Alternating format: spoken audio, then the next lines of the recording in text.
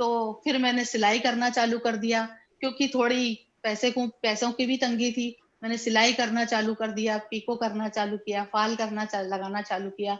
मैंने 2-2 रुपए में पीको किया, 5-5 रुपए में फाल लगाई और पूरा दिन मैं उसमें व्यस्त रहने लगी। सांकला जी की दुकान थी शादी से पहले, ट्रैक्टर पार्ट्स की दुकान थी, सिर्फ कपड़े की दुकान थी, सॉरी। तो कपड़े की दुकान थी, तो वो कपड़े की दुकान भी उनकी बंद हो गई। एक बेटा हो गया और मेरे हस्बैंड एकदम से बेरोजगार हो गए। फिर मैं क्या करें, तो हमारी कुछ जमीन थी, उस पे हमने खेती करना चालू किया, किसानी करना चालू करी। और मैं शहर की पढ़ी लिखी लड़की होने के बावजूद जंगल में मैं इनके साथ खेत पे रही, किसानी करी। और खेत पे हमारे एक कमरा बना हुआ था, सिर्फ एक कमरा। उस कमरे के बाहर सांप बिच्छू वगैरह घूमते थे। मुझे इस चीज का कोई नॉलेज नहीं था कि किसानी कैसे की जाती है, खेती कैसे की जाती है। लेकिन मैंने धीरे धीरे धीरे धीरे सब कुछ सीखा और मैं करने लगी, सांकला जी के साथ कंधे से कंधा मिला के चलने लगी। लेकिन एक दिन ऐसा आया कि मेरे बेटा बाहर खेल रहा था तो उसको बिच्छू ने काट दिया। तब मुझे ऐसा लगा, इतना रोना आया कि यार मैं इतनी पढ़ी लिखी लड़की हूँ, इतनी ग्रेजुएट लड़की हूँ, पोस्ट ग्रेजुएट लड़की हूँ, और मैं कहाँ फंस गई और ये क्या हो रहा है मेरे साथ। लेकिन फिर भी मैंने हिम्मत नहीं हारी और हर बार मेरी माँ की सीख मुझे याद आ जाती थी कि ऐसा करना है बेटा, घर वालों की बात मानना है। यही सोच के मैं हर बार चुप रह जाती थी और मैं अपने छोटे छोटे बच्चों के साथ जंगल में रह रही थी। और धीरे धीरे धीरे धीरे ऐसा चलता गया। किसानी से जो हमारी इनकम शुरू हुई, 3 साल हमने किसानी करी। उसके बाद सांकला जी ने अपना ट्रैक्टर स्पेयर पार्ट्स की दुकान खोली। और धीरे धीरे मैंने भी ब्यूटी, जब सांकला जी ने 6 महीने तक कहीं रहकर पार्ट्स की दुकान पे एक नौकर जैसा काम किया वहां पर, और वहां रहने के बाद, क्योंकि सेल ऑफिसर के बेटे थे, सेल टैक्स ऑफिसर के बेटे थे, लेकिन उन्होंने उस दुकानदार को ये नहीं बताया।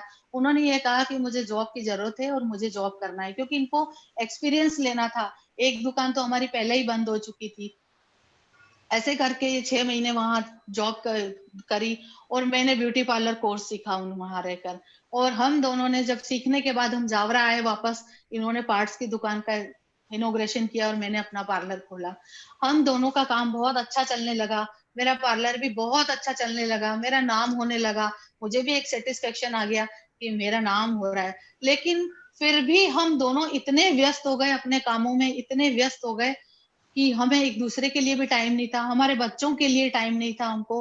और हम यही सोचते जा रहे थे कि आगे क्या किया जाए। फिर हमने धीरे धीरे हमारी इनकम से वो किस्तों पे सामान लेना चालू किया। सबसे पहले मैंने किस्तों पे एक फ्रिज खरीदा, फिर एक स्कूटी खरीदी, एक टीवी खरीदा। ऐसे करके हमने किस्तों पे सामान लेना चालू किया। लेकिन फिर भी हमारे मन में वो बात नहीं थी, क्योंकि हम लोग बहुत बिजी हो गए थे और शाम को होते होते इतने थक हार जाते थे कि एक दूसरे पर चिड़चिड़ करने लगते थे, टाइम नहीं मिलता था।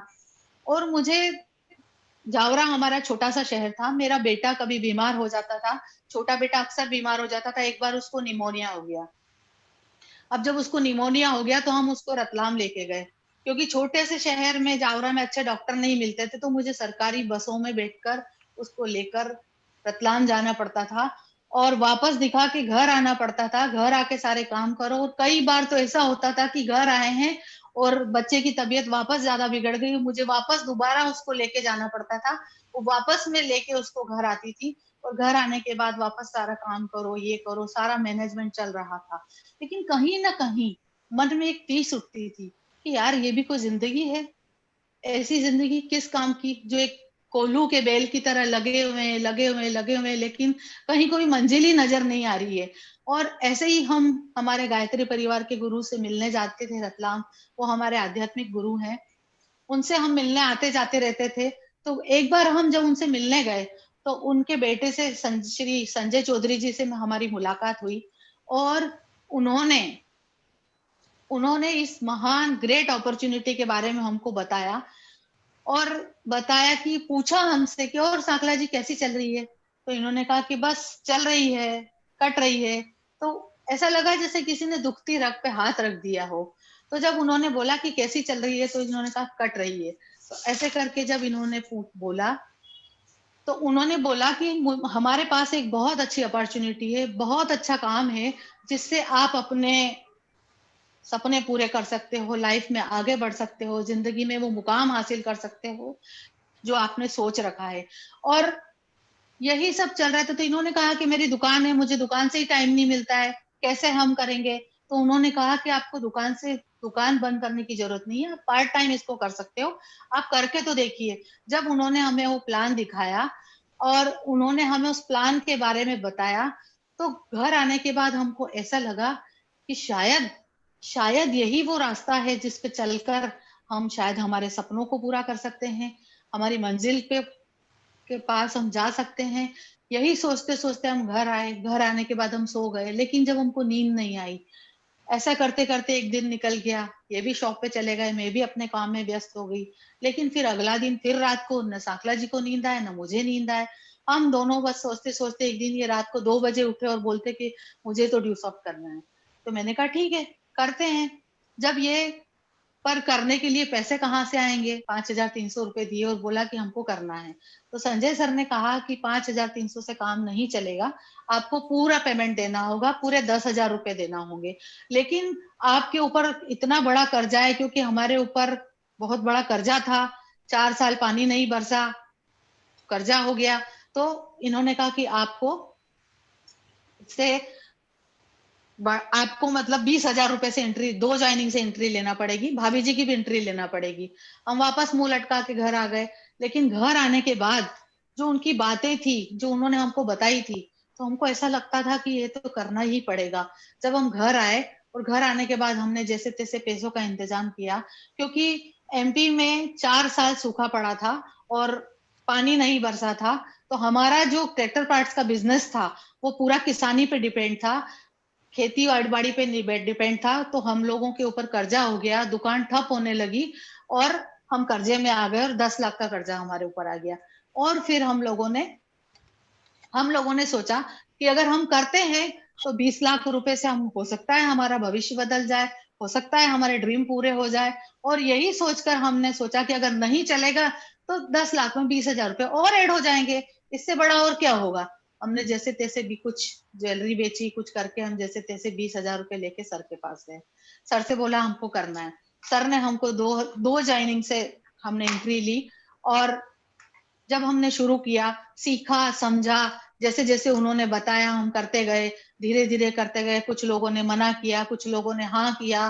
कई बार लोग मना कर देते थे तो हम डिमोटिवेट हो जाते थे, लेकिन फिर हम अपनी अपलाइन से मिलते थे, फिर हमारी अपलाइन हमको मोटिवेट करती थी और हम धीरे धीरे धीरे धीरे, क्योंकि साखला जी का नेचर ऐसा था कि अगर किसी काम में हाथ डाल दिया तो वो पीछे नहीं हटते थे, और अगर काम नहीं किया तो नहीं किया। तो जब उन्होंने इस काम में हाथ डाल दिया तो फिर पीछे मुड़ के नहीं देखते थे।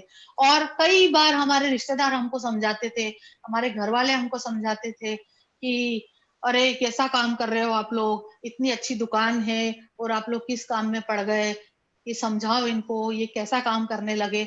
लेकिन जब मैंने प्लान देखा था तो मुझे पूरा विश्वास था, लेकिन मैं उनको कुछ नहीं कहती थी, क्योंकि दूसरों को समझाने से कुछ नहीं होता है, अपने समझाने से दुनिया नहीं समझती है। यही सोच के हम करते गए, धीरे धीरे करते गए। लेकिन जब हमको लगा कि यार संडे संडे करने के बाद भी हमारी इनकम अच्छी हो रही है, और सबसे पहले खुशी का वो दिन था हमारा कि जब हमारा पहला चेक आया। और हमारा पहला चेक आया तो हम लोगों को इतनी खुशी हुई जैसे हमने दुनिया जहान जीत ली हो। और हम लोग धीरे धीरे करके उस काम को करने लगे। फिर एक दिन सांकला जी बोले कि मैं बाइक पे काम करता हूँ, तो उतने अच्छे से काम हो नहीं पाता है, तो अपन एक कार खरीद लेते हैं, और कार में ज्यादा काम होगा, अपन ज्यादा लोगों को इसमें बिठा के जा सकते हैं, काम कर सकते हैं। और बारिश में कई बार बारिश हो जाती तो बाइक से हम लोग काम नहीं कर पाते हैं, तो एक कार खरीद लेते हैं। मैंने कहा ठीक है, खरीद लेते हैं। जब कार खरीदने गए तो वहां पर डाउन पेमेंट की बारी आई कि आपको डाउन पेमेंट इतना देना पड़ेगा। तो इतना तो था नहीं हमारे पास। तो सांकला जी एकदम से ऐसे हुए कि अब क्या करें। उस समय मैंने अपनी चूड़ियां जो मुझे शादी में मिली थी, मैंने उतार के सांकला जी को दे दी कि ये चूड़ियां बेच दो और कार खरीद लो। अगर अगर कार खरीदने से अपने बिजनेस चलता है तो ऐसी चूड़ियां तो अपन कहीं बनवा लेंगे। और ऐसे करके 35,000 में मैंने मेरी वो चूड़ियां बेची थी। और तब सांकला जी ने मुझे वादा किया था कि आज तुमने जो 35,000 में जो चूड़ियां दी है, एक दिन में तुमको 35 लाख का सोना दूंगा। और सांकला जी ने वो करके भी दिखाया, और उन्होंने मुझे उन पे पूरा भरोसा था और उन्होंने वो प्रूव करके दिखाया। तो मेरा कहने का मतलब ये है कि हमें सफलता कैसे मिले, इस बात पर गौर करना ज़रूरी है। हमें असफलता क्यों मिली, उसके ऊपर जाने की ज़रूरत नहीं होगी। एक और जब कार आ गई, कार से काम होने लगा और करने लगे, हम धीरे-धीरे हमारे बच्चों के लिए छोटे-छोटे खिलौने आने लगे, नए-नए कपड़े आने लगे।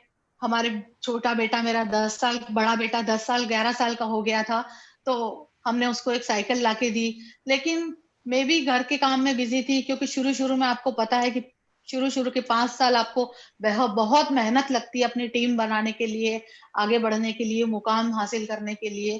तो मेरा बेटा छोटा था, तो मुझे टाइम नहीं मिलता था, तो मैं किराने की लिस्ट बना के उसको दे देती थी और पैसे दे देती थी कि बेटा ये, वो अपनी छोटी साइकिल पे हमारे घर का किराना रख के लाता था। और हमारा जो दुकानदार था वो बोलता था कि ये मेरा सबसे छोटा कस्टमर है, जो मेरे यहाँ से सामान ले जाता है। और कई बार हम सोचते थे कि क्या करें, कैसे करें, और फिर इसी तरह हम घर आ गए। घर-घर जाते-जाते हमारा बिज़नेस अच्छे से बढ़ने लगा, और हमने धीरे-धीरे फिर दूसरी कार खरीदी। दूसरी कार खरीदने के बाद हमारा बिज़नेस, हमारी जो सपनों की कार थी, हमने टाटा इंडिगो कार खरीदी। और हम लोग होंडा सिटी, हमारा एक सपना था, लेकिन हम होंडा सिटी जब खरीदने वाले थे, तो हमारी अपलाइन ने हमको समझाया कि अभी आपको पेट्रोल कार नहीं खरीदना चाहिए, अभी आपको और वर्किंग करना है, इसलिए आपको डीजल कार खरीदना चाहिए। तो हमने टाटा इंडिगो कार खरीदी।